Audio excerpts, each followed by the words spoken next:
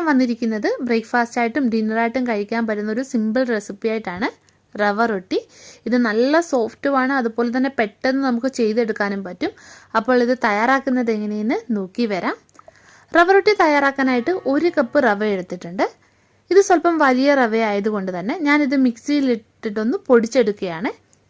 നിങ്ങളുടെ കയ്യിൽ നല്ല പൊടിയായിട്ടുള്ള റവ കിട്ടുകയാണെങ്കിൽ അതാണ് റവ റൊട്ടി തയ്യാറാക്കാൻ ഏറ്റവും നല്ലത്. അപ്പോൾ റവ പൊടിച്ചെടുത്തിട്ടുണ്ട്. ഇനി ഒരു പാനിലേക്ക് നമുക്ക് 1.5 കപ്പ് വെള്ളം ഒഴിച്ചു കൊടുക്കാം. ഇതിലേക്ക് ആവശ്യത്തിന് ഉപ്പും ചേർക്കാം. ഇനി ഇതിലേക്ക് 1 ടേബിൾ സ്പൂൺ ഓയിലും ഒഴിച്ചു കൊടുക്കാം. ഇനി ഇതൊന്ന് തിളച്ച് വരട്ടെ. അപ്പോൾ ഇത് തിളച്ച് വന്നിട്ടുണ്ട്. ഇനി ഇതിലേക്ക് നമ്മൾ പൊടിച്ചു വെച്ചിരിക്കുന്ന റവ ഇട്ടിട്ട് നല്ലോണം ഇളക്കിയെടുക്കാം.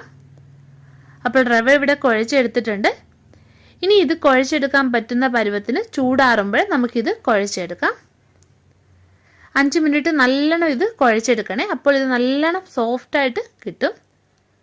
ഇത് സോഫ്റ്റായിട്ട് കുഴച്ച് ഞാൻ എടുത്തിട്ടുണ്ട്.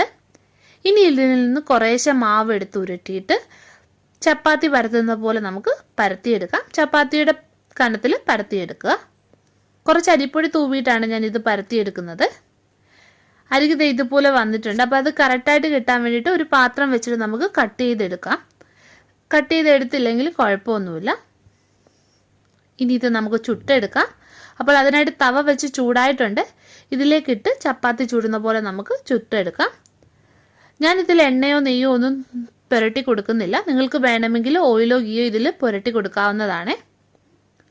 അപ്പോൾ റവ റൊട്ടി തയ്യാറാക്കി എടുത്തിട്ടുണ്ട്. ഇത് നോക്ക്, നല്ല സോഫ്റ്റാണ്. അപ്പോൾ നിങ്ങൾ ഉറപ്പായിട്ടും ഇതൊന്ന് ചെയ്ത് നോക്കുക കേട്ടോ. പിന്നെ വീഡിയോ ഇഷ്ടപ്പെടുകയാണെങ്കിൽ ഒന്ന് ലൈക്ക് ചെയ്യാനും ഷെയർ ചെയ്യാനും മറക്കല്ലേ. അപ്പോൾ നമുക്ക് വീണ്ടും മറ്റൊരു നല്ല റെസിപ്പിയുമായിട്ട് കാണാം.